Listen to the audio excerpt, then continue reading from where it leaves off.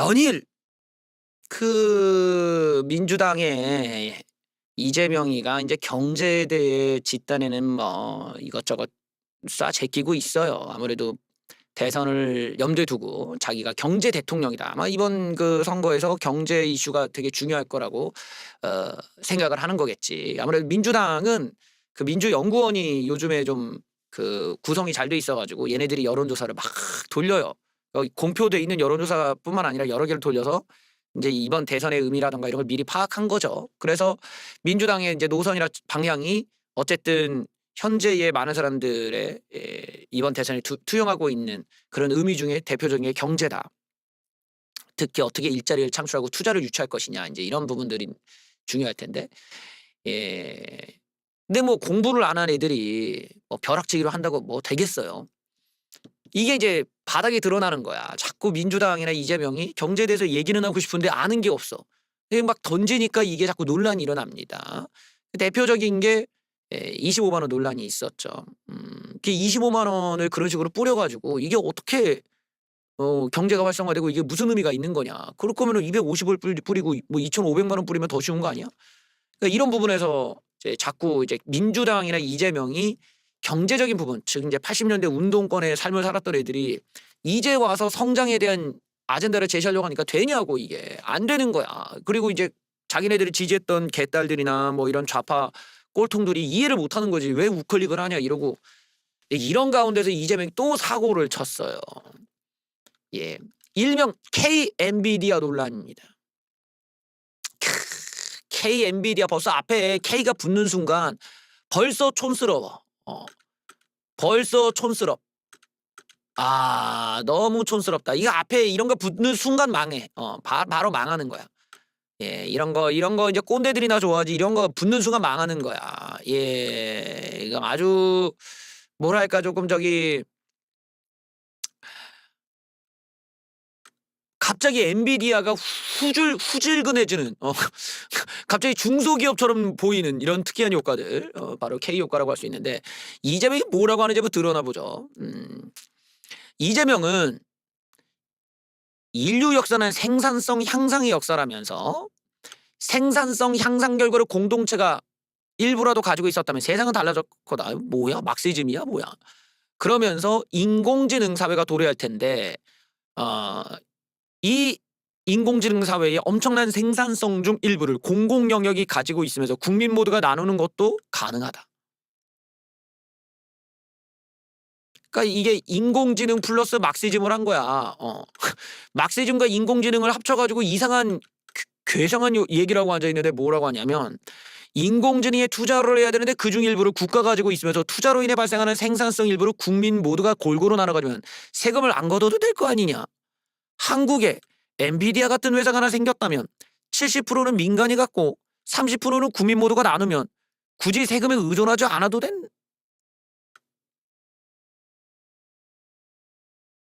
아니 이런 사고면은 그럼 뭐 삼성, LG, 뭐 현대차 이런 거를 이제 민간이 갖고 나머지를 국민이 나누면 이재용도 좋고 저기 뭐 극빈층도 좋고 모두가 좋은 거 아니 뭐 이런 소리 아니야? 이게 국가가 그중 일부를 갖고 있다는 게 이게 뭐야? 어 그래요. 그래서 이제 비난이 많이 일어났다 이거야. 오세훈 뭐 유승민, 이준석 참지 못하고 이제 찔러댈 수밖에 없지. 이거 듣자마자 "이게 뭐라는 거야?" 이러면서 오세훈 세훈이 형님 지금 분발해야 돼요.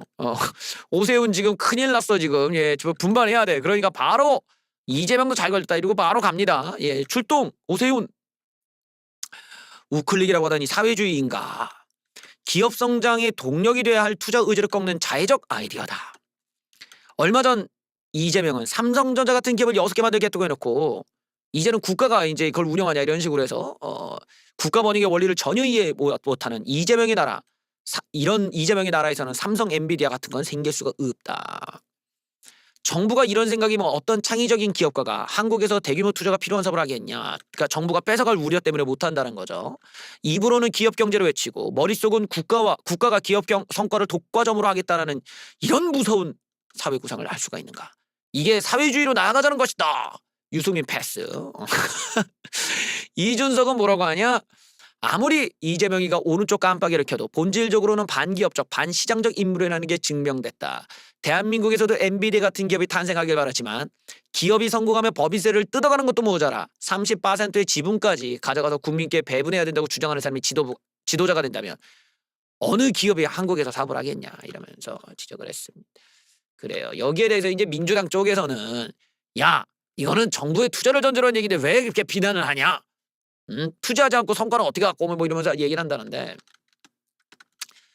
보다시피 지금 이제 좌파 쪽은 이런 경제에 대한 이해도가 전혀 안 돼 있어. 얘네들 자체 머릿속에는 막세즘이 들어가 있다 보니까 자꾸 국가가 주도해서 어떤 경제가 이미 결론이 나와 있는 그러니까 성공한 기업에 대해서 국가가 소유를 하고 그거를 국민들한테 뿌려대면은 그것이 선행이 되고 그것이 정의가 되고 그것으로서 어떤 건전한 분배가 되면서 그것이 연속성을 갖고 계속 반복적으로 무한대로 우리 경제를 성장시킬 수 있는 이런 상황이 되지 않겠냐라고 하는 이상한 망상을 갖고 있다는 거야. 근데 이런 망상을 갖게 된 이유가 뭐냐면 무식하니까 그런 거예요. 무식하니까. 지금 오세훈이 지적한 면이 참 제대로 지적한 면이 있는 게 엔비디아 같은 기업이 나온 거는 국민들한테 우리가 돈을 뿌려줘 갖고 뭘 하겠다라는 목적이 아니야. 어떤 개인이 내가 속해 있는 어느 영역에서 나의 어떤 자의식, 나의 의식, 나의 지식을 막 분출하고 싶은 거야. 인간이란 그런 존재거든. 인간이 그냥 어디 거지들 마냥 어디 대가리가 텅텅 빈 좀비 거지 마냥 방구석에 앉아가지고 우리 이재명 만세 나 돈 줘 이런 멍청한 놈들만 있는 게 아니라는 거야. 인간이 나는 하늘을 날겠어. 나는 더 빨리 달려보겠어. 나는 빛의 존재를 밝혀보겠어. 나는 저 지구 밖으로 나가보겠어.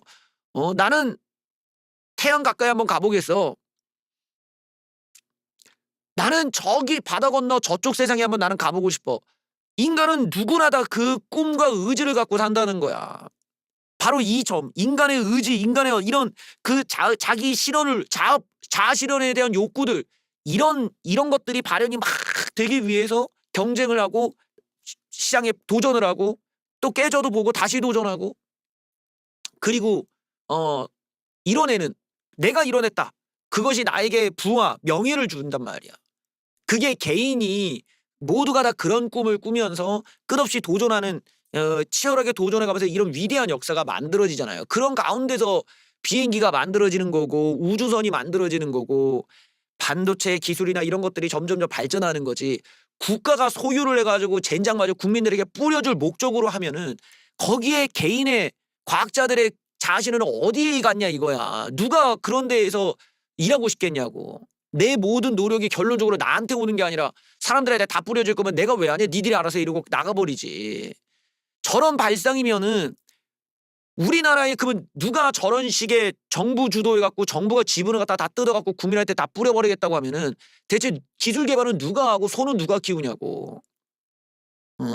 아니 그럴 거면 니들이 그러면 농사 짓고 니들이 소 키워봐라. 국가가 나서서 해봐 그러면. 누가 하냐? 내가 소를 키워서 내가 젖을 짜갖고 팔아서 내 사익으로 와야 그걸 사람들이 하지. 니들이 마음대로 다 뜯어가겠다. 니들이 국가가 주도해가지고 지들이 분배를 하겠다. 누가 하냐. 근데 자기 받아먹고 말지. 누가 열심히 노력하고 누가 열심히 창조를 하고 누가 열심히 도전을 하냐고. 가만히 있으면 국가가 돈을 뿌려주는데 누구나 다 K-엔비디아 회사에서 가만히 앉아서 K-엔비디아 회사가 뿌려주는 돈 받아먹고 싶지. 누가 그 회사에서 밤새면서 설계도 만들고 코딩하고 자빠지는 걸 누가 상상하겠어요. 이재명의 저런 사고가 반시장주의적이라는 것 이런 변들이 인간의 의지를 완전히 부정하고 자신의 욕구를 부정하는 거니까 그런 거야. 엔비디아의 성공에는 그만큼 한 개인과 그리고 그와 함께 그의 아이디어를 함께 자아실현하고 싶었던 수많은 엔지니어들이 여기서 어떤 그들의 꿈을 향해 끝없이 도전한 결과잖아. 근데 이거를 뭔 국가가 투자를 해가지고 이런 회사를 만든다는 헛소리가 나오냐. 구조가 그렇게 안 나오는데. 그러니까 과거를 보란 말이야. 과거를 보라는 게 왜 다른 나라는 국가가 투자해서 저런 게 안 나오느냐. 하다못해 중국마저도 한 개인이 어떻게 도전해서 이렇게 이뤄냈다라는 서사를 만들어서 홍보를 해. 그게 다른 게 아니라 어쨌든 자아실현이라는 거를 계속 사람들에게 자극을 줘서 그걸 끌어낼 필요가 있단 말이지. 근데 저걸 완전히 이게 다 눌러버려서 국가가 알아서 하니까 얼마나 좋습니까? 이러면 점점점 사람들이 도전을 안 하고 기다리는 거야. 그래 우리도 뿌려주겠구나. 이재명이 되면 뿌려주겠구나. 그러면 누가 소를 키우고 누가 설계를 하고 누가 도전을 합니까? 그러니까 저런 면에서 저런 좌파들의 주장이라는 게 우리 사회, 우리의 세상을 이해하지 못하는 무지함에서 나오는 헛소리라는 겁니다. 그런 점에서 무슨 정부가 투자해서 엔비디아를 만든다라는 전제가 말이 안 된다라는 거야. 어차피 거기에 목적이 분배를 목적으로 한 회사에 누가 가서 일하냐고. 누가 결국 남 좋은 일을 시킨다는 건데 그건 누가 도전을 하고 누가 거기서 일을 하고 앉았어. 그러면은 당연히 공무원 효과가 일어나잖아. 공무원들이 일을 열심히 하지 않은 이유도 어차피 봉급은 똑같아. 거기에 뭐 성과에 따라 차등인 것도 있는 것도 아니야. 그러면 사람들이 그냥 일을 하는 둥 마는 둥이거든. 그런데 어떻게 엔비디아 같은 회사가 되냐? 그냥 세금만 그냥 월급으로 뜯어먹는 그냥 있으나 마나 그냥 허접한 그냥 하청업체가 되는 거지. 지역화폐에 대한 것도 한번 보죠. 이 좌파들의 주장, 지역화폐를 넣어서 이게 또 다른 데로 흘러가고 얘네들이 소비가 그 안에서 뱅글뱅글 돌면서 무한대의 경제 활성화가 일어난다. 이런 헛소리를 하는 거거든. 이게 뭐야? 이거야 이거. 지역화폐로 지역상권 살리기. 외지 여행객이 10만 원을 주고 방을 예약한다. 호텔에서 이 손님을 유치하기 위해 가구를 산다. 이 10만 원 가지고. 그럼 가구점의 사장은 번 10만 원으로 치킨집에서 돈을 쓴다. 치킨집 사장이면 또 물품을 구한다. 구매점. 물품을 산 사람이 또 호텔을 간다. 이런 식으로 10만 원이 계속 돈다는 거야. 이게 말이 되는 거야? 10만 원이 줄질 않고 계속 돌아. 그래서 이 좌빨들의 생각이 이게 뭐야? 여기서 10, 여기서 10, 여기서 10, 여기서 10 해갖고 총 40만 원이 경제 활성화 효과가 생겼다 이 말이야. 어떻게 이런 계산이 되니? 이 좌파놈들의 이게 말이 되는 거냐? 얘네들이 지역 화폐를 얘기할 때 이렇게 주장해. 자, 우리는 10만 원밖에 안 썼는데 실제 경제 효과는 40만 원이 생기지 않았습니까? 이런 게 이제 궤변이자 무지한 궤변이지. 그게 아니죠. 우리가 이제 소비가 일어나면요. 이 가운데서 10%가 부가세로 나가지. 그 다음에 예를 들어 치킨을 10만 원어치를 사는 게 아니라 2만 원어치만 살 수도 있지. 물품을 갖다가 1만 원어치만 살 수도 있지. 그럼 나머지 돈은 뭐야? 저축할 수도 있는 거야. 돈을 안 써. 그냥 쟁여둬. 그러니까 이런 식으로 우리가 지출이라는 게 100% 된다는 보장이 없으니까 우리가 이런 점에서 금리 문제를 거론하게 되는 거고 물가를 고민하게 되는 거고 사람들의 소비가 그냥 돈이 10만 원 들어서 10만 원을 다 쓰는 사람이 어딨냐. 여기에는 또 대출이 빠져 있잖아. 즉 내가 부채가 있는 사람들은 부채를 갚는 돈이 필요해. 그러면 어떤 게 필요해? 잉여 이익금 뭐 잉여 이익이라든지 잉여 자금이 필요하다는 거야. 어느 정도 내가 돈을 쟁여놔야 빚을 갚을 수가 있잖아. 근데 빚도 내가 뭐 한 달 하루 벌어서 하루 갚는 이런 게 아니라면 보통은 한 6개월 정도 3개월에서 6개월 정도를 갚을 수 있는 잉여 자금은 내가 갖고 있어야 대출금에 대해서도 방어가 될 거 아닙니까? 그러니까 잉여 이익금 뭐 잉여금 같은 것들을 내려놔야 하기 때문에 이렇게 10만 원 들어온다고 10만 원을 다 못 쓴단 말이지. 어떻게 이런 바보 같은 일이 벌어질 수 있냐 이거야. 이게 결국에는 무한동력 창조 경제입니다. 지역 화폐로 소비를 활성화하는 아이디어는 승수효과의 이론적 기초를 두고 있다. 승수효과나 정부 지출이 계속 지출이 돌고 돌면서 최초 지출 금액보다 더 큰 수요로 만들어낼 거라는 환상인 거죠. 여행객이 호텔방을 예약하면 돈 10만 원 지출하고 그게 가구점, 치킨집, 문구점을 거쳐서 20만 원, 30만 원, 40만 원까지 늘어난다는 것이다. 꿈 같은 얘기죠. 정말 멍청한 놈들이 멍청한 놈들. 하지만 과연 이럴까요? 늘어난 소득이 전부 소비로 가지 않는다. 일단 저축도 해야 되고 부가가치세로 또 빠져나가고 외국에서 나가서 그냥 쓰는 돈도 있고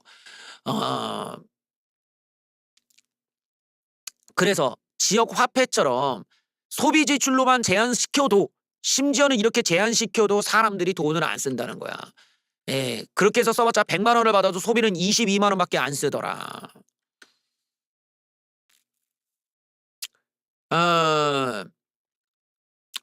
저게 이제 사람들이 내가 아까 얘기한 것처럼 부채를 갚기 위해서 사람들이 필요한 건 쿠폰이 아니라 현금이란 말이죠.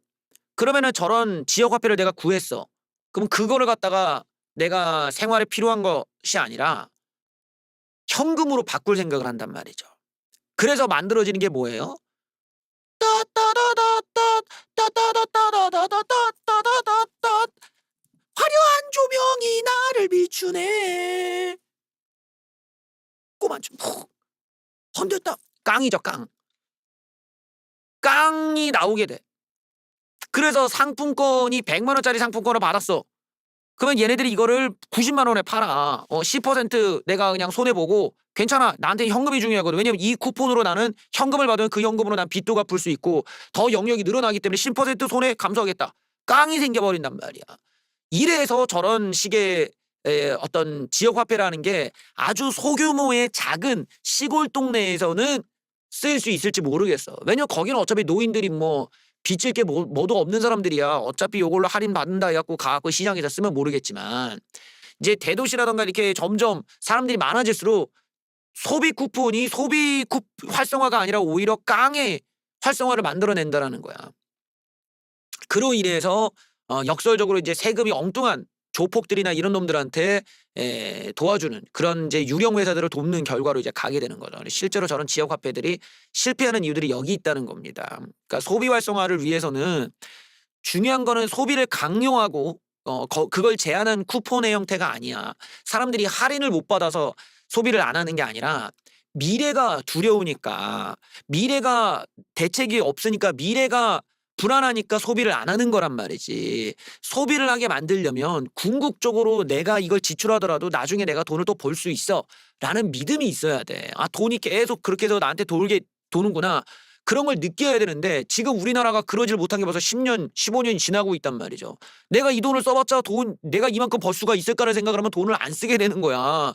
그러니까 노조놈들이 죄다 정규직 차지하고 능력도 없는 놈들이 어디 뭐 기득권자들이 다 좋은 자리 다 차지하고 지들 자식들한테만 대물림하고 취업은 제대로 이루어지지도 않고 취업률이 나아지지도 않은 이런 악순환의 고리부터 해소하고 나서 저런 화폐를 뿌리던지 해야지.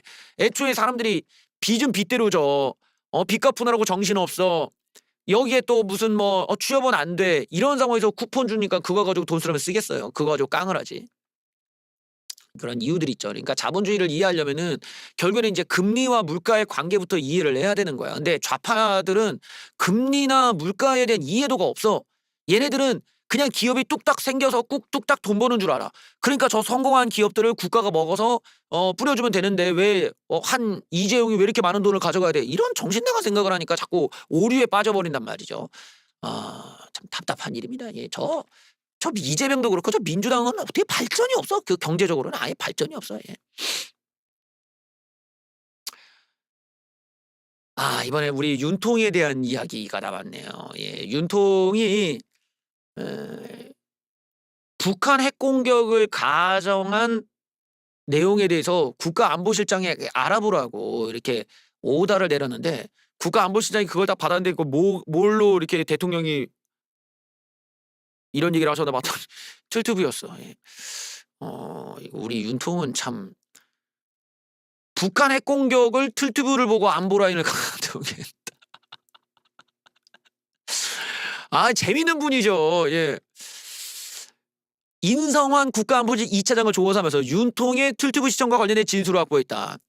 인 차장은 윤통이 보수 유튜브에서 본 거를 말하셨다면서 지난해 추석 연휴 무렵에 대통령이 자신과 신원식 국가안보실장에게 북한의 핵무기가 서울 상공에 떨어졌을 때 어떤 피해가 날 것이라고 예상한 보수 유튜브 영상을 보내준 적이 있대. 재밌는 분이야. 윤통은 참 봤을 때는 약간 캐릭터가 약간 좀 뭐랄까 좀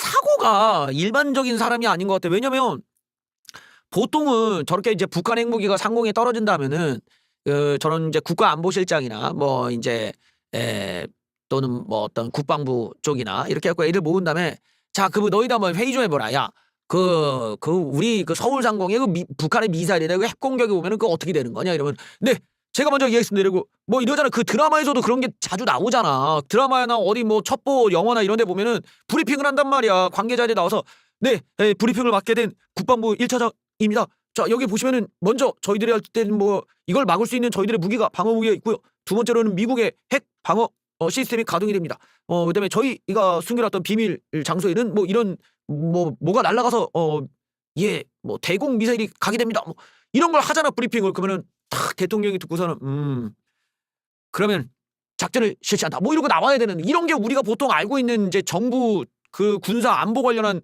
회의의 모습인데 대통령이 반대가 됐어. 그걸 보고 판단하는 게 아니라 틀트브를 본 다음에 야 너 이거 좀 알아봐라. 이게 말이 되는 거야. 이건 어디에서도 본 적이 없는 아주 신기한 일처리잖아. 아니 어떻게 주객이 전도가 돼가지고 대통령이 정부의 전문가들의 이야기를 듣는 게 아니라 덜 떨어진 틀트부의 얘기를 듣고 정부애한테 야 이거 좀 너희들을 좀 알아봐봐 이렇게 한다는 게 놀라운 일이야 지금 이거는. 예. 와 이건 이제 코미디 영화에서나 나올 법한 설정인데 유튜브 영상을 합동 참모부에까지 보내 사실 여부를 물어봤다. 그 결과 틀트부에 과장이 많아 정리해서 대통령한테 보고한 적이 있는데 대통령이 북한의 공격이라는 중요 사안에 대해 정보를 공식 검증도 안 돼 틀트부를 통해 얻은 뒤 공식 안보라인까지 가동했다. 와. 이외에도 인 차장의 증언 중에는 윤통이 말할 때 보수 틀트부에서 본 걸 인용하는 경우도 종종 있었다. 이거 참 위험하다 위험해. 예. 그 군통수권자 대통령이 틀트부에 심취해 있었다는 게 적나라하게 드러나고 있다. 야, 노답이다 노답 진짜. 이게 이제 윤통이 좀 정치 초보시고 정치에 무지하니까 저런 현상이 나오는데 저런 걸 우리가 좀 고급스럽게 표현하자면 철학의 부재죠. 사람이 철학이 부재하면 저렇게 자꾸 음모론에 의지하거나 어떤 다수의 국민들이나 이렇게 그 어떤 민주라고 하는 어려운 개념이지 국민이 주인이라는 것을 어떻게 내가 수용할 것인지 거기에서 또 수반되는 여러 가지 또 어떤 헌법 수호에 대한 거나 법의 수호 의지 이런 것들을 내가 어떻게 증명할 것인지 이런 게 다 탑재가 돼 있어야 돼. 그런 게 그냥 탑재가 되는 게 아니라 그런 건 인문학적 소양이잖아. 내가 지금은 한 개인의 나는 김건희의 남편이 아니다. 나는 대한민국의 얼굴이고 헌법에서 얘기하는 딱 나한테는 이런 권한에 의해서 나는 이런 일을 해야만 한다. 이게 주어져 있는 하나의 일꾼으로서 이 나라를 대표하는 일꾼으로서의 마인드가 갖춰져야 된단 말이지. 그러면 국가의 요직에 있는 사람들이 그 정보를 이렇게 보고를 하고 보면 그걸 통해서 이게 어떤 이 우리나라의 이 정보 시스템이 이만큼 발전해 있고 여기에 따라서 이런 보고서에 따라 나란 일을 어떻게 만들어야겠구나가 나와야 되는데 어디 근본도 없는 진짜 지들 앞가림도 못할 정도로 덜 떨어진 틀트부의 이야기를 듣고 그거를 신뢰했다라는 거는 윤석열 대통령이 어떤 전문성을 구별할 능력이나 또 이런 미래를 만들어가는 과정에서 방법론이 얼마나 위험했는지를 잘 보여주는 한 장면이죠. 그리고 이제 틀트부가 왜 틀트부냐 맨날 틀려서 틀트부라고 제가 강조하잖아요. 맞추는 게 없어. 맨날 틀려. 모든 정치적 예측이 다 틀려. 근데 그렇게 틀리는 이유가 뭐냐면 사실을 조사도 안 하니까 그런 거야. 검색을 해보고 어떤 팩트를 체크해보고 이런 류의 사실관계는 내가 방송에서 다룰 만하다. 이게 결국에는 방송을 하는 사람의 양심이잖아. 그 양심과 교양의 문제란 말이야. 근데 그게 아니라 팩트체크 안 해. 게을러 빠진 거지. 그냥 아무 말 대잔치나 하자. 그냥 개소리 하자. 근데 시청자들이 좀 덜 떨어졌어. 그걸 개소리해도 얘네들이 이걸 좋아하니까 그냥 뭐 이런 테마가 북한을 욕하면 좋아하는 애들, 뭐 중국을 욕하면 좋아하는 애들, 뭐 그리고 또 음모론을 좋아하는 애들한테 돈 뜯어내기 위해서 그냥 아무 말 대잔치 하는 거야. 그러니까 아무런 팩트가 없어. 그래서 맨날 틀리는 거라고. 그렇게 해서 나오는 내용들이 맨날 틀리는 거고 걔네들이 받는 소스 자체도 공부도 안 돼 있고 무식한 놈들이 단톡방에서 지어낸 얘기들 커뮤니티에서 지어낸 얘기가 그렇게 흘러간 거야. 그거를 그대로 방송만 하는 앵무새들인데 거기에 무슨 전문성이 있겠습니까? 무슨 증거가 있겠냐고. 그러면은 그 정도는 구별하면서 대통령직을 수행하셨어야 10개 중에 하나라도 맞을 텐데 다 틀려버린단 말이지. 그리고 사람이라는 게 그렇잖아. 제가 언젠가 그런 얘기, 역사를 우리가 왜 공부하냐 얘기를 할 때 제가 뭐 농담 삼아 한 얘기가, 어떤 사람이 길 가는데 갑자기 나한테 와서 뺨을 때리더라. 팍! 아! 씨, 왜 때려요? 이러는데 걔가 또 손을 들어. 이러면 어떻게 해야 되냐? 당연히 막든지 도망가든지 피하든지 해야 될 거 아니야. 그러라고 역사 배우는 거예요. 우리가 같은 잘못을 반복하지 않고 같은 사기를 피하고 같은 피해를, 같은 타격을 피하려면 잘못됐을 때 이거를 빨리빨리 수정할 수 있는 능력을 갖춰야 돼. 내가 여기다가 해봤더니 이게 아니네. 야, 이 산에 올라갔더니 이 산이 아닌가벼? 그럼 빨리빨리 전략을 바꿔야 될 거 아니야. 윤석열 대통령도 저렇게 틀튜브를 보고 맨날 틀리는 새끼들이면 야, 이 새끼들이 믿을 만한 새끼가 아니구나. 그래야 될 거 아니야. 근데 어떻게 이걸 2년 반이 넘도록 계속 걔네 것만 믿고 있냐고. 맨날 틀렸는데. 선거도 무슨 뭐 160석을 가져간다? 틀렸잖아. 뭐 걔네들이 예측한 거 다 틀려. 이준석만 내쫓아도 된다. 다 틀려. 맨날 그런 식이야. 근거가 없는 내용들에 계속. 그러면 사람이 야, 얘네들 인간적으로 너무 많이 틀리는데? 그러면 가까이 하지 말아야 되고 얘네들은 아닌갑다 이러고 버려야 되는 건데 왜 그런 정보만 계속 믿었는가? 여기에 이제 윤석열 대통령의 지금 어떤 정치적 몰락, 또 어떤 인간적인 몰락, 모든 몰락의 이유가 다 담겨져 있는 거예요. 틀투브가 괜히 틀투브가 아니라 맨날 틀려서 틀투브예요. 예, 그러니까 뭐 부정선거를 밝히기 위해 윤통이 노력하시면은 그게 밝혀지겠어요, 지금? 예? 몰락이 아니면 그 뭐겠어요? 뭐 흥한 거야, 지금? 예? 그렇게 여론조사 빨아대더니만 중도층 70%가 탄핵 찬성, 청년층 여론은 악화돼가지고 20대 탄핵 찬성이 70% 더 올라왔어. 이거 뭐 어떻게 설명할 거야? 아니 그렇게 여론전 뭐 대통령 지지율이 50%가 넘었네, 뭐 혼자 지들끼리 정신승리하더니 현실은 전혀 다르지요? 이거 어떻게 된 거야? 하하, 참 난감하고만. 예. 보수 결집이 결국에는 효과가 제한적이고 이제 몰락하고 있구나라는 걸 알 수가 있죠. 탄핵 찬성 반대가 확 갈라졌는데 중도층은 무려 70대 23. 뜨억. 무당층에서도 64대 18. 뜨악. 청년층은 더 악화돼 버렸어. 10% 이상 탄핵 찬성이 늘어나 버려. 예, 대통령이 뭐 청년들이 뭐 주권을 되찾고 나라를 지키기 위해 나섰다면서 이제 서부지법 폭도들을 좀 옹호했다가 오히려 부정적 여론이 더 높게 잡혔다. 이게 여권이 애를 쓰는데도 탄핵 찬성 여론이 이렇게 크게 높아지고 청년층 여론만 악화됐다면 국민의힘의 대응 전략이 효과를 못 보고 있다라는 지적이 나온다. 결국 강성 보수층, 강성 보수층도 아니야. 얘네들이 강성 보수층이 아니라 그 개독교 꼴통들, 개독교 이 뭐라고 하냐, 이 사탄 숭배자들이지. 사탄 숭배자들의 모임이죠. 얘네들한테 손을 잡고 얘네들이랑 같이 가니까 망한 거라고. 지금 이거는 보수층이 아니야. 그냥 사탄 숭배라니까. 사탄 숭배.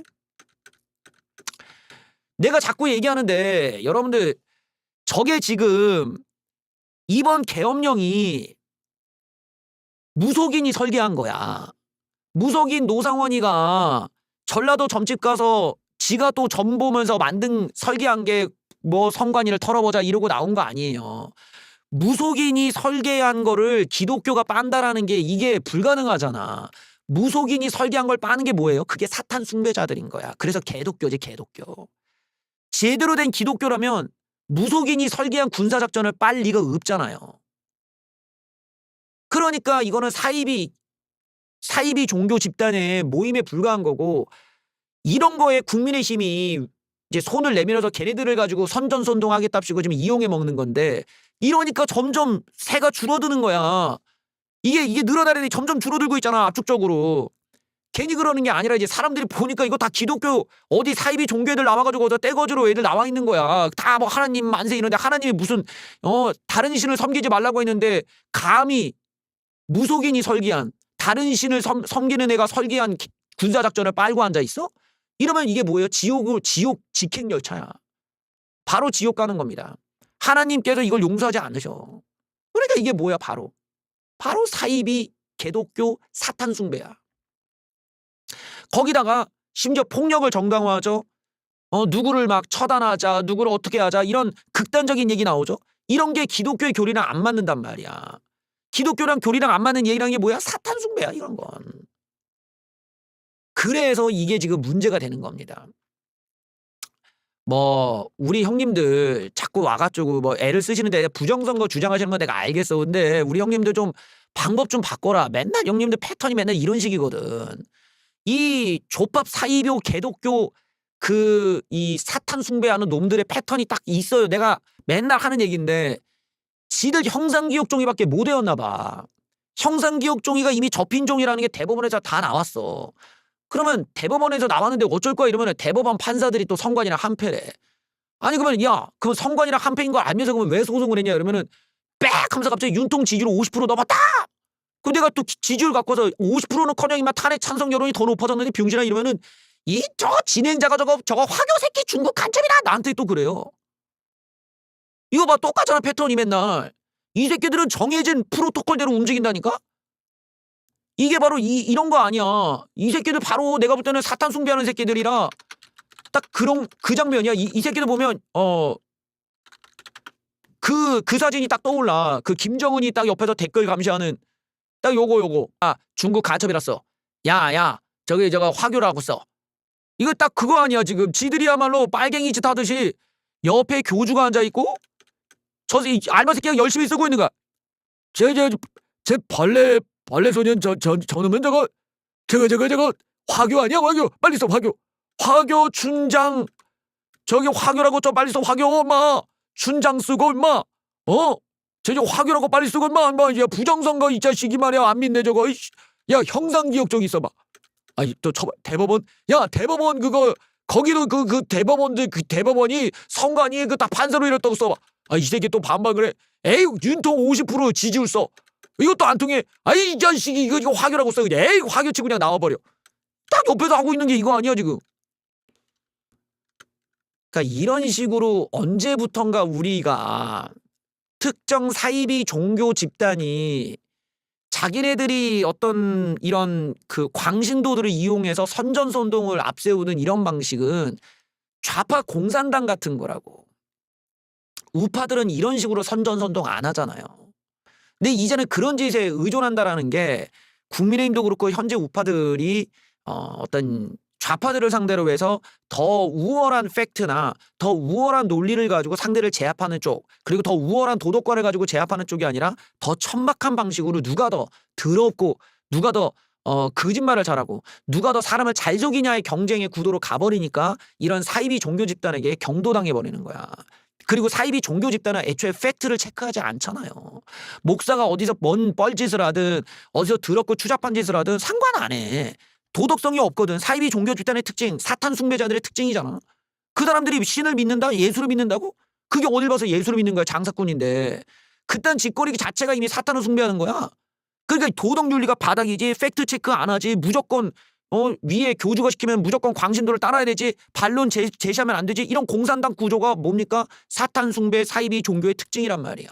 그걸 그대로 지금 여당이 따라하고 윤석열 대통령 지지층들 또 특정 사이비 교주를 추종하는 애들이 똑같이 따라하고 있단 말이야. 그러니 딱 공산당이 그림이 나오잖아요. 지들이 하고 다니는 짓거리가 누가 보더라도 무슨 화교 간첩 새끼들이 빨갱이 간첩이 하는 짓거리 하면서 뭘 자기네들이 우파이냐 까불치고 있어요. 어쨌든 이미 이런 식으로 이제 여론이 뒤집어지고 있다. 안타깝게도 계속 이제 국민의힘이 이런 쪽으로 가고 있습니다. 헌재를 때려부수자. 예, 국민의힘 의원이야. 예, 공수처 선관위 헌법재판소 불법과 파행을 자행하고 있다. 때려부수자, 쳐부수자.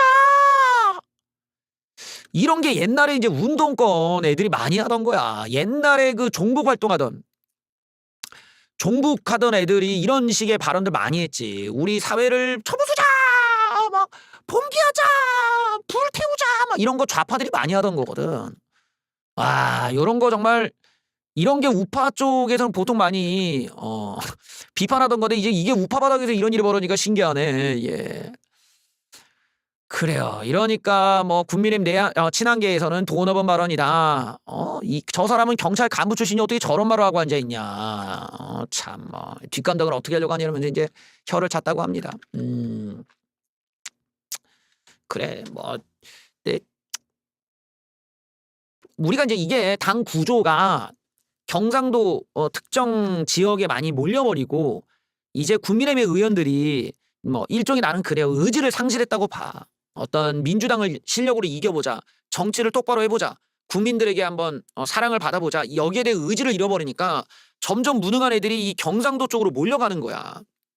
경상도 지역에 몰려가서 거기서 그냥 뭐 경상도 사투리 좀 쓰고 막 뭐 이게 막 의리 아닙니까? 막 이러면서 하면은 이제 뭐 뽑아주고 그러는 정말 뽑히기 쉬운 쪽으로 애들이 몰리니까 이게 전체적인 열화가 일어나는 거죠. 전체적인 수준 미달이 일어나니까 거기서 공천만 받으면 무조건 당선이라는 이런 믿음을 가지고 어떻게든 내가 위에 아첨 떨어서 공천만 받아오자. 여기에 경쟁이 심화되기 시작한 거야. 원래 자체는 경선 이전 단계에서 애들의 경쟁력을 분석해 갖고 여기서 엄밀하게 경쟁을 시켜서 뛰어난 사람들을 더 이런 경상도 쪽에 해줘야 그래야 보수의 성지로서도 그렇고 보수의 지역들이 발전할 수가 있는데 경선 전 단계가 개판이야. 그러니까 그냥 애들이 이름 있는 애들 뭐 인지도 있는 애들이 자꾸 경상도 와가지고 지들 대가리 들이밀고 당선되려고 별짓을 다 한단 말이지. 그게 뭐야? 아첨만 떠는 거지. 막 대통령한테 잘 보여, 당대표한테 잘 보여, 막 아첨 떨어가지고 들어가니까 경상도가 망하는 거야. 망해. 능력이 없는 애들이 들어가니까. 근데도 계속 경상도로 몰려가는 겁니다. 이러니 우파 정당이 점점 경상도 정당, 경남 정당으로 이제 쫄리게 되고 전라도, 충청도 수도권을 우리가 먹어야 되는데 저런 식의 이야기를 하는 사람들을 어느 수도권 애들이 찍어주겠냐고. 그러니까 저런 입맛에 맞는 것들은 점차적으로 이렇게 고립돼 있거나 고령화가 심하게 진행돼 있거나 아니면 특정 정치 성향으로 완전히 잠식당한 지역에게만 먹히는 거란 말이죠. 그러니까 저런 부분들이 국민의힘에게는 근본적으로 공천 룰이 너무 지금 경쟁을 안 시키고 아첨이나 아부 따위로 쉽게 들어갈 수 있는 구조가 열려 있기 때문에 저런 문제가 생기니까 우리가 또 명태균 같은 사람한테 휘둘리는 이유도 바로 거기 있는 거야. 그냥 주작질로 어떻게든 공천만 받으면 되는 거 아니야? 이러고 이제 별별 짓거리가 다 나오게 되니까 지금의 상태까지 가버리는 거죠. 거기다가 지금 저기 국민의힘 내부에는 윤석열 정부에서 과거에 무슨 뭐 여론 조작 뭐 이런 걸로 유죄를 받은 사람을 갖다가 사면하고 다시 공천 준 경우도 있기 때문에 이런 문제들이 지금 국민의힘이 전체적으로 윤리 도덕성이 한참 밑으로 떨어지면서 어떻게든 내 공천권을 위해서는 아부를 떨어야 되고 그 아부를 떨은 사람 중에 최고 인사권자가 윤통이기 때문에 지금 이런 이상한 구조가 지금 만들어졌다라고 볼 수가 있겠죠. 그러니까 저런 건 이성적인 판단이나 무슨 전략적 판단에 의한 게 아니라 자기네들이 살기 위한 하나의 그냥 발버둥이다. 안타깝죠. 이거를 어느 세월에 다 걸러내갖고 다시 정상화 시킬 거냐.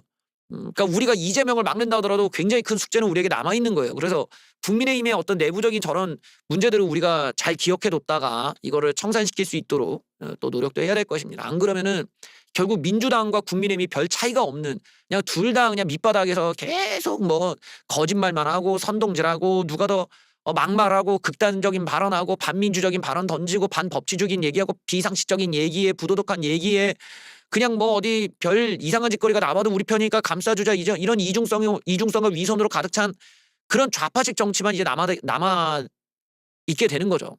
여기에 이제 사이비 사탄 숭배 개독교 새끼까지 껴가지고 온갖 장사질 하고 있는 거고. 그러니까 이런 부분들이 지금 우리가 보고 있는 거 과연 우리가 지금 80년대에 운동권의 재림을 보고 있는 거야.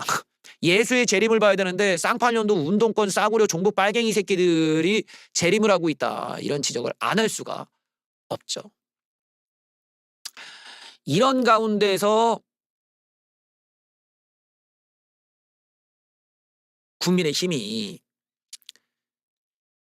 조기 대선을 준비할 수도 없어. 그렇다고 윤통을 막 실드치기도 뭐해. 그러니까 애매모호한 스탠스에서 그나마 떡밥을 잡았어. 그게 이제 선관위 문제야.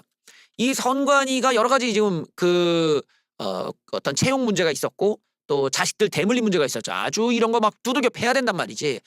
그냥 두들겨 패기만 하면 돼. 그냥 이놈들이 이렇게 공정함을 없었다. 우리가 이걸 청산해 드리겠다. 이러고 나왔는데 이걸 막 때려야 되는데 국민의힘에서는 거기서 멈추질 않고 이제 이걸 부정선거와 연관시키고 싶은 거야.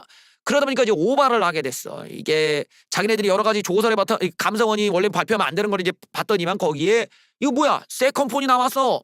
세컨폰이 뭐냐? 선관위 사무총장이 세컨폰 다른 폰을 가지고 정치인과 이렇게 연락을 주고 정치계와 이렇게 연락 주고받는 거 아니냐는 의혹을 제기한 거야.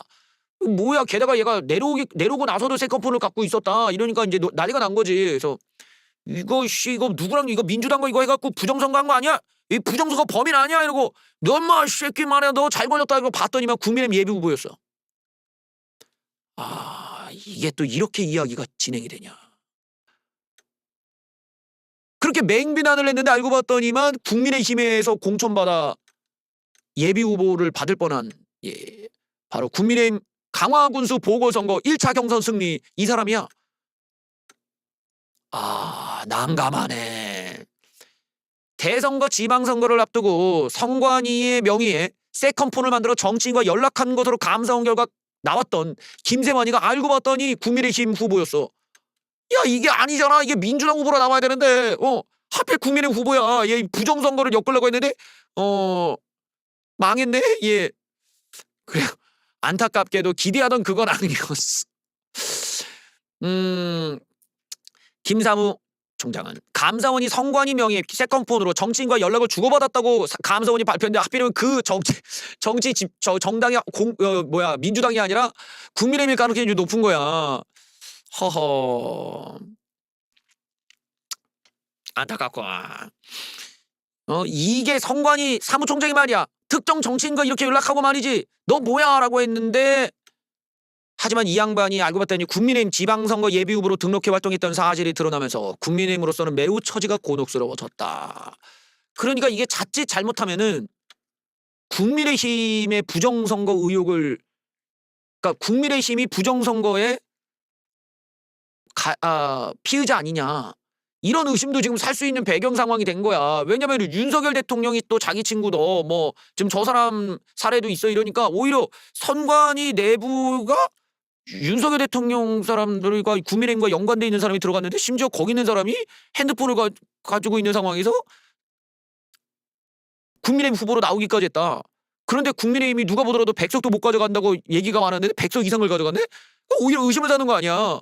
그러니까 이게 난감해지는 거야.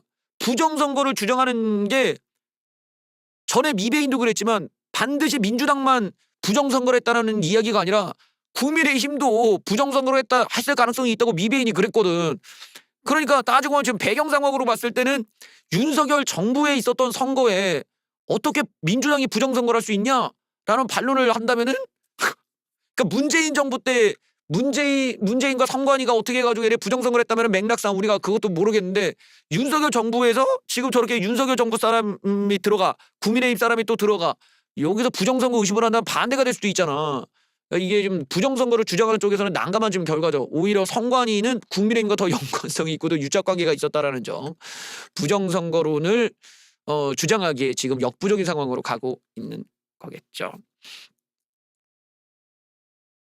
자, 제가 이번 그 계엄에 대해서 문제 제기를 할 때 가장 큰 문제 중에 하나가 이 노상원이라는 민간인이다. 이 노상원은 무속인이죠. 무속인 민간인에 의해서 이번 계엄령이 설계가 됐다라는 점을 제가 지적을 몇 번 했어요. 왜냐하면 이게 우리의 안보를 약화시키는 거라서 중국 간첩, 북한 간첩과 다를 바 없는 행동을 한 거죠. 그러니까 우리 군대의 기강, 우리 군대의 서열을 다 무너뜨려 버린 이런 행태이기 때문에 이 윤석열 대통령이 노상원에 대해서 알았냐 몰랐냐도 중요할 것이고 어쨌든 국방장관이 얘한테 직접 전화를 해가지고 이런 내용들은 나와 있었으니까 우리나라 군 기강을 이렇게 망친 애들이야말로 중국 간첩, 북한 간첩 취급을 해야겠죠. 특히 또 이 노상원이라는 사람은 무속인인데 그런 무속인이 이렇게 그 군사 작전에 개입을 해 갖고 우리 군인들한테 이래라 저래라 명령질을 하고 거기에 우리나라 군대가 이렇게 낭비되고 그 자체가 북한한테 기회를 주는 거 아닙니까? 북한 간첩이 들어오게 딱 좋게 만들어 준 거야, 이게. 그거를 무속인이 설계한 것도 우리 사이비 기독교 집단들이 빨고 앉아 있으니 얼마나 모순돼요. 그러니까 어떻게 보면은 뭐 그런 모순을 갖고 예수 만세 하나님 만세 외치는 것 자체가 뭐 더 큰 모순일 수 있겠지만 근데 알고 봤더니 이 김용현이가 윤통 앞에서 노상원과 통화를 했다고 하네요. 왜 이 통화가 이루어진 시점을 보니까 김용현이 윤통과 함께 있던 자리에서 노상원과 통화한 사실이 확인되었다. 두 사람이 통화가 이루어진 시기는 비상계엄 해제 결의안이 통과된 뒤 김용현, 윤통, 박안수 이렇게 3명만 별도 시설에서 머물 때였다. 이러다 보니까 윤통이 이 내용을 충분히 알았을 가능성이 있다는 거야. 이 김용현과 이 노상원이가 1분 14초 또 전화 통화하고 그 다음에 또 다시 2분간 통화하고 그 다음 또 하고 이렇게 여러 번 했기 때문에 이 사이에 윤통이 분명히 알았을 가능성이 있다는 거죠 지금. 이게 이러다 보니까 사실 이번 그 헌법재판소에서 윤통한테 그런 내용들을 구체적으로 묻지는 않았죠. 이 민간인 노상원에 대해서 알았냐, 또 노상원이 또 증인으로 나와서 이렇게 얘기도 하고 이랬으면 좋았을 텐데 아마 헌법재판소에서는 그것보다는 그렇게 하면 또 이야기가 길어지니까 그거 이전에 이제 국무회의라던가 보고 체계라던가 어떤 이 도장을 찍었냐, 또 포고령의 명령을 당신이 내렸냐 안 내렸냐 이런 등등등 그러니까 절차적인 문제만 따져도 충분하다라고 생각했던 것 같아요. 근데 저는 이제 우파 쪽의 사람이다 보니까 우파 입장에서는 이 안보를 약화시켰냐 아니냐가 더 중요하잖아요. 우리의 안보를 이렇게 개막장으로 만들어 놓은 거면 거의 간첩질을 한 거야 지금. 북한을 위한 거지. 그래서 이 북한을 위한 그리고 우리의 안보를 이렇게 약화시켰다라는 점에서 윤석열 대통령이 군 통수권자로서의 역할을 제대로 한 거냐 이런 이제 문제 제기로 이어지는 거잖아요. 우리가 이제까지 말했던 안보는 그런 게 아니잖아. 민간인이 이렇게 개입할 수 있거나 민간인이 이런 설계를 한다는 게 이제까지는 다 종북단체가 꿈꾸던 거였거든요. 다 지들이 밖에서 뭐 우리가 여기서 폭탄 설치하자 뭐 어디 한전을 먼저 침략해야 된다. 어디 방송국부터 우리가 들어가야 된다. 이런 계획들이 다 민간에 있던 애들끼리 모여가지고 지들끼리 북한 돈 받아먹어서 설계하는 건데 이거를 지금 그대로 따라한 사례가 돼 있는 거거든. 그러니까 이런 무속인 민간인을 왜 설계에 개입을 시켰는가 이런 걸 보면 전체적으로 윤석열 대통령의 인사가 얼마나 엉망이었는지를 알 수가 있는 거야. 국방장관부터가 저런 무속인한테 의존하고 저런 민간인한테 의존해서 이런 거 저런 걸 물어보고 앉아 있다는 것부터가 얼마나 무능한 인간이 국방장관이 돼 있는가 이런 걸 잘 알 수가 있는 거죠. 그러니까 결국 윤통의 인사가 전문성보다는 자기한테 아첨을 잘 떠는 애들로 구축을 했기 때문에 이 모양이 됐다. 이렇게 지적할 수 있을 것 같습니다. 명태균의 문자가 원문 그대로 공개가 또 됐다고 합니다. 매일같이 공개되는 것도 더럽게 많네. 예. 대통령과 사모님의 충복이 되겠습니다. 자 여기 보면은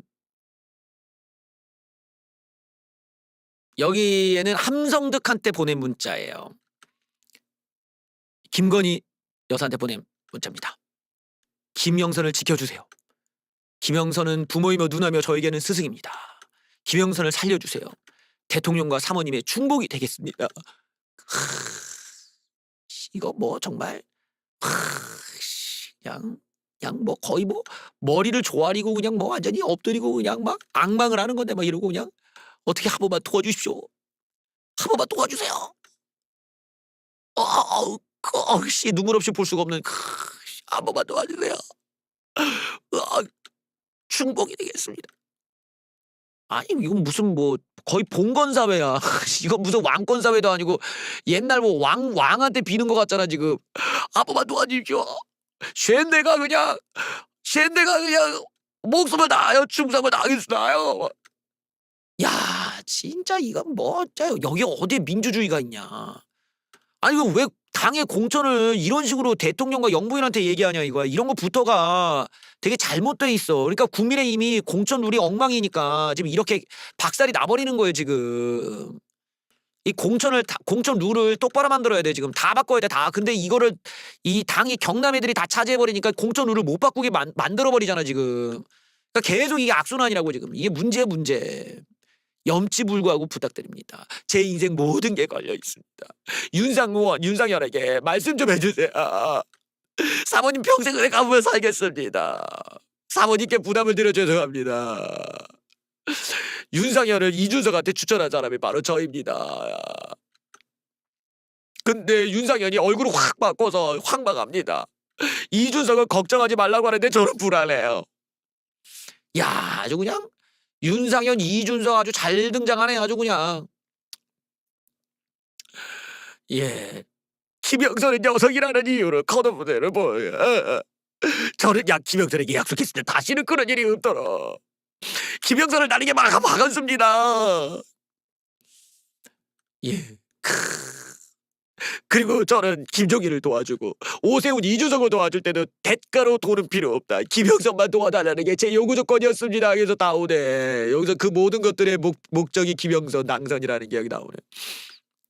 사모님 도와주세요. 했더니 이제 함성득이야. 이거는 김건희가 아니에요. 이거를 김건희한테 이렇게 보냈다고 함성득한테 보냈는데 함성득이 알겠어요. 그리고 나서 윤상현에게 김영선 문제로 대표가 전화했으면 잘 자. 이 대표라는 건 이준석인가 보네. 예. 잘 자. 그래요. 뭐 누가 보면 애인한테 보낸 줄 알겠다.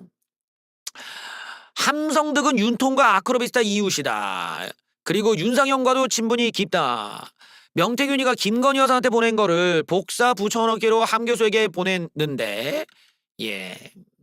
그리고 이 검찰은 이걸 왜 함 교수에게 명태균이 보냈을까의 이유로 이준석을 주목했다. 이준석에게 명태균이 은혜 꼭 갚겠습니다라고 이준석에게 꾸벅꾸벅 하니까 요 내용이 난 다음에 이 문자를 보냈다 이거예요. 그러다 보니까 명태균이 이런 말합니다. 이준석은 경선 상대 후보를 이기는 수치가 나면 김영선을 공천해 주겠다고 말한 것 같습니다. 그러니까 지금 검찰은 이준석, 함성득, 윤상현, 명태균, 윤석열, 김건희를 다 엮어서 지금 명태균한테 물어서 지금 대답을 얻어낸 거야. 이준석이 확답을 줬다 이거 하거든 지금. 해주가 말한 것 같다고. 그러니까 이런 걸 보면은 다 하나로 연결돼 있는 거지. 다 각자의 어떤 목적이 있는 거야. 다 목적이 있어서 김영선 공천을 통해서 얘네들이 서로 간에 얻을 게 있는 거지 지금. 그걸 검찰이 퍼즐 조각을 맞췄는데 명태균을 통해서 다 이게 꽤 맞춰지는 거지 지금. 그러면서 명태균은 이준석에게 파일을 보낸다. 바로 그 유리한 결과가 나온 여론조사하고 여론조사를 보내니까 명태균과 이준석의 대화 내용입니다. 김영선에게도 다시 꽃이 피도록 도와주세요. 감사합니다. 했더니 이준석이 네. 얘는 좀 이렇게 애가 야 너보다 나이가 많은 분이 이렇게 보내면은 네 알겠습니다. 뭐 아니면은 뭐 고생하셨어요 이래도 될 거를 그냥 네.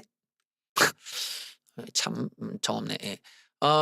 이제 사실은 이제 이준석이 대표로서 이러면 안 되죠. 대표로서 이런 게 오면은 공천에 대해서는 저한테 문의하지 마세요라고 했어야지. 이게 네라고 얘기하면 안 되고 준서가 저는 공천에 개입하지 않습니다라고 했었어야지. 근데 여기서 네라고 하니까 이준석이 이제 처신이 문제가 되는 거야 지금.